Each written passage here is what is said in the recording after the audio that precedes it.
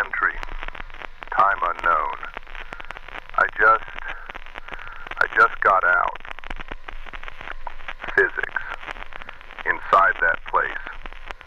Physics doesn't apply. The stone walls, they were melting like hot wax.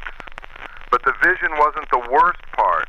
It was the noise, not in my ears, in my mind.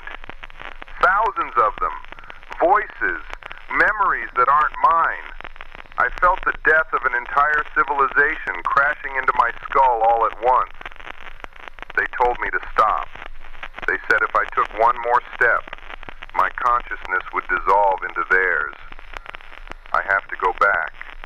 But I don't think I'm alone in this camper anymore.